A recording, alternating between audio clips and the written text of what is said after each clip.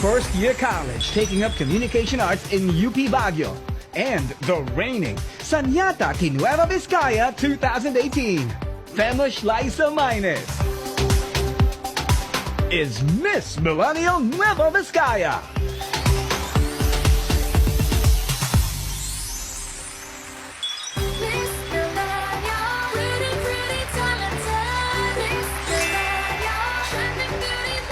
Bagal daw, kada kayo ang Dabarkads. Hi, Hi, Femush! Femush! Dito tayo. Femush Liza Mines, Miss Millennial Nueva Vizcaya. Ano yung salita ng bumati ka kanina? Ilocano? Opo, Ilocano. Ilocano. Pero actually, ang Nueva Vizcaya po is a diverse culture, kaya madami po talagang dialect. So, maliban sa Which Ilocano, Meron rin po kami sa Igorot, Ilocano, Tagalog, Bugalot, Isinay. Marami po talaga. Nagkakaintindihan naman lahat. Ay, Kahit meron po. iba-iba. Kasi po, ang madalas na ginagamit po sa amin is Tagalog and Ilocano po. Yun talaga Tagalog yung and pinaka-popular Opo. sa Nueva Vizcaya. alright. Ano ang basic Ilocano words na pwede mong ituro sa amin? Akala mo naman wala naman akong, may alam Ako ako, marami basit na lang. akong alam dahil kay Ruby. Oo, yan. Pero turuan mo kami, sa Dabarkads Femush. natin.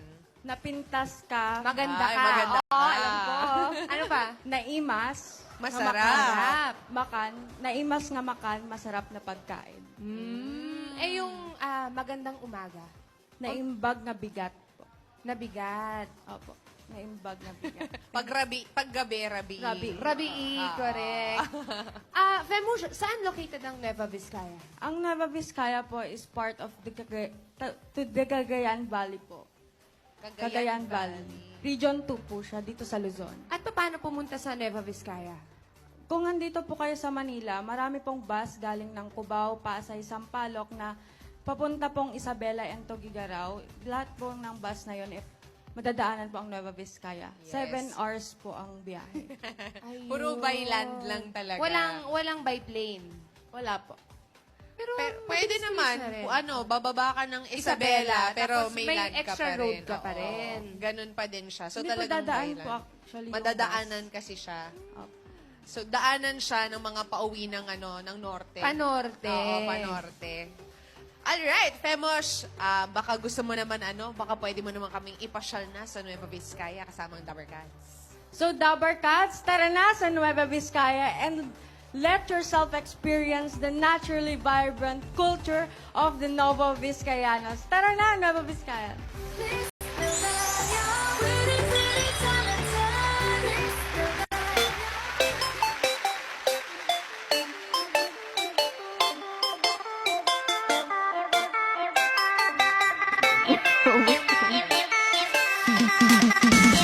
Naimbag na, daw Dabarkads! Together, let's discover the hidden beauty of our province. My name is Femush Liza Villa Mines, your Miss Millennial Nueva Vizcaya 2018. Andito tayo ngayon sa People's Museum na matatagpuan sa Bayambong, Nueva Vizcaya. Alam nyo ba na isa ito sa pinakamatandang buildings dito? Tara, silipin natin!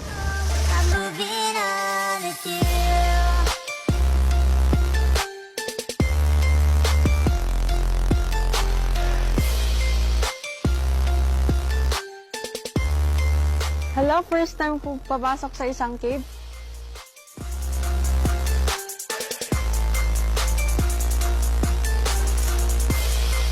Dabarkads, alam niyo bang ang Kapisaan Cave ang 5th longest cave dito sa buong Pilipinas?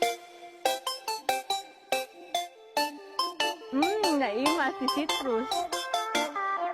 When you visit Nueva Vizcaya, don't forget to drop by at tikman ang isa sa ipinagmamalaking delicacy ng Nueva Vizcaya, which is the Solano Tupig.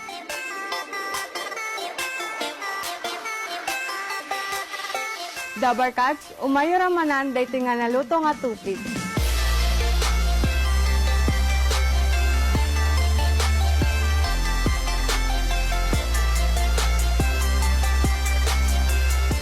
Hindi lang yan ang mga nakatagong tanawin sa amin. Kaya kung ako sa inyo, halina, let's all discover the naturally vibrant Nueva Vizcaya. Once again, I'm Femush Liza Villa Mines, your Miss Millennial Nueva Vizcaya 2018.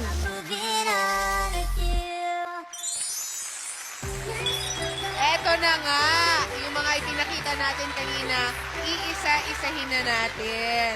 At meron din tayong mga bisita na makikisalo sa atin. Lahat sila hindi pa nakakapunta ng Nueva Vizcaya.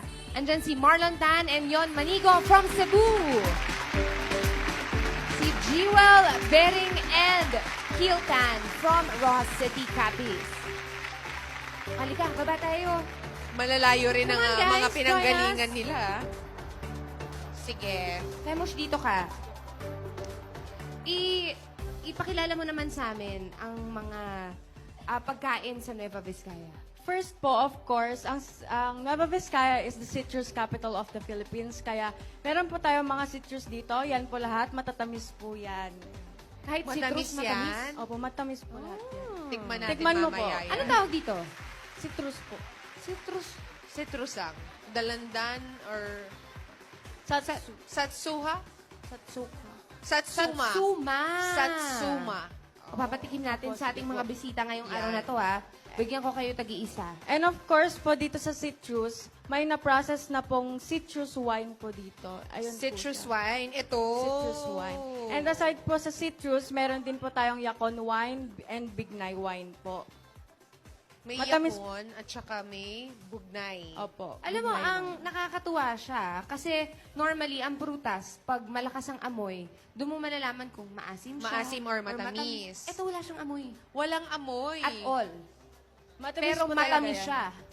Oo nga, no? Walang amoy. Ano, kamusta? Masarap po. Namit din. Nami? Kung i-explain mo, anong lasa niya? Matamis, Is na medyo maasim. May naglalaban ang tamis at asim. Ikaw, nagustuhan mo ba?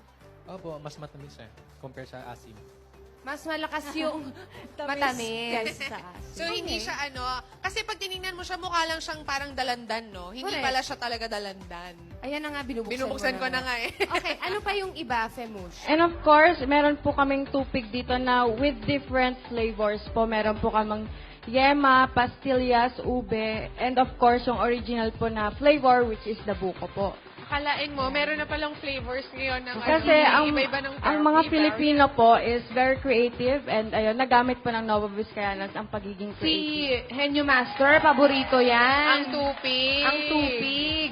Naku, napakasarap yan pag And, bagong of- luto. Bakit, may question lang. Kanina tinanong ko kay Luan, bakit kaya maraming probinsya ang may turmeric? Turmeric po.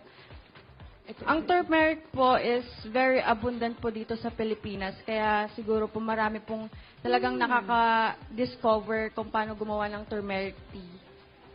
Kaya pala. At siya, eto, may tanong ako. Bakit ka merong lito ko? May rattan fruit.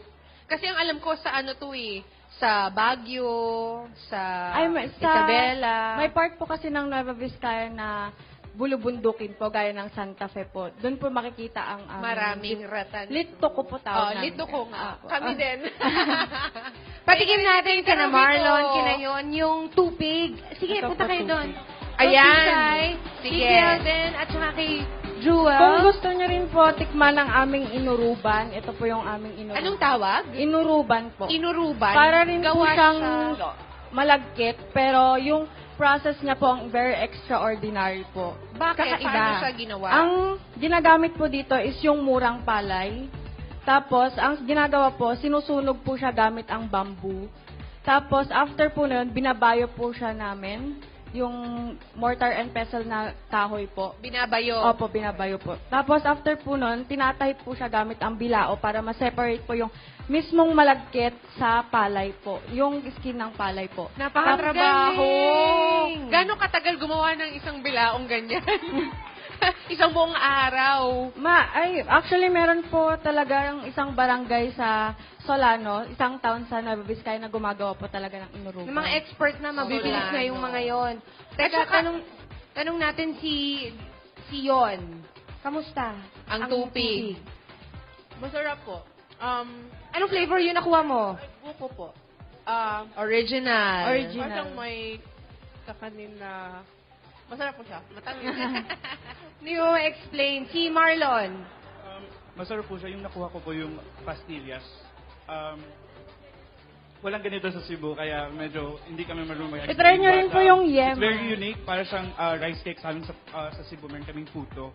Ito naman, parang matamis siya. Tsaka, yes, parang creamy din. Yung yema rin po, baka gusto niya rin po. Ito naman. Tanong natin si Joel. Ng masarap po, ng malagkit, sa matamis po. Namigid Anong flavor na kuha mo? Namit anong flavor yan? ng buko. Yung buko Yung din, original. yung original. Si Kiel naman. Sa akin yung napili ko yung pastillas. Yung lasa niya is malagkit, matamis. Tapos medyo smoky yung lasa niya. Oh, naaamoy Masarap. mo nga eh. Masarap Naaamoy siya. mo Yung dahon ng saging kasi. nasunog. Ang Oo. sarap ng amoy. Tsaka yung medyo, yung makunat-kunat yung yung labas niya. Masarap. Excited kumain. So, maliban sa pagkain, meron pa silang ibang produkto. Ito po, ang aming walis Ang kapal, oh. sambo po. Walis. Made out of tiger grass po yan. Kuha lahat. Ano pa? Ano pa yung Meron rin po kami mga Pakilinis po yung buong eco grocery. products po, gaya po nito. Made out of used clothes po to and nasemento lang po. So, tela siya na Opo. sinemento. Tapos, pwede na siyang gawing parang dish. And- Dito ako naiintriga, Pauling. Tinanong ko kanina si Femosh, ano ito? Yan po, bayong-yung po Bayong-yung, Opo, ang nalalagyan tawag po ng dyan, tubig. Para siyang native jug. Yes. Ang history po niyan, meron pong mga Spaniards na pumunta po sa amin. And then, meron po silang nakitang mga ethnic na tao sa amin na Ethnic may hawak po tribes, niyan. And ganyan. hindi po nila naintindihan Kung para saan siya. kung nasan, anong pangalan po ng place. Ang sinabi po nila, yung hawak po nilang Bayongyong. Kaya pinangalanan po ng Spaniards, yung Bayombong ngayon na tinatawag namin ng Ng Bayombong, Bayongbong. which is the capital of Nueva Vizcaya po. Ah, interesting. Okay. Okay, Femosh.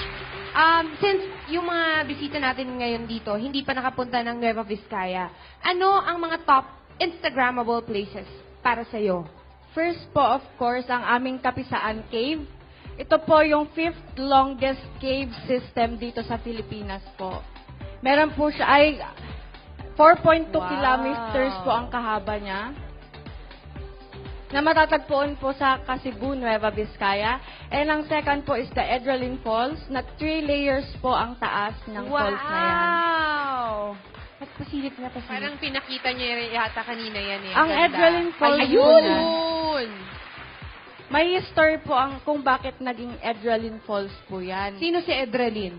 Edralin po yung land surveyor na pumunta po sa bayan ng Cebu na nakakita ng kagandahan ng falls na po yan. And dahil sa sobrang na-amaze siya sa falls na yan, inukit niya daw po yung pangalan niya sa isa sa mga puno sa Edralin Falls po ngayon. Kaya yung mga tao ngayon, pinangalanan na itong Ano Edralin. yung Victoria Falls? Oo. Sa Africa. Ganun din ang din ang story, story. And, Aside from And that, of course, IG-worthy place? our People's Museum and Library po. Diyan po makikita at mapapag-aralan po ng mga tao kung saan po nagsimula ang kultura ng Novo Vizcayanos bago naging isang progresong probinsya po.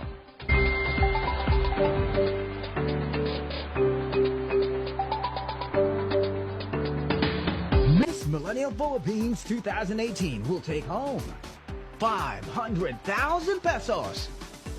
She will also drive home a brand new Mitsubishi Montero Sport and move into her new house and lot from Lysandra. Angat ka dito.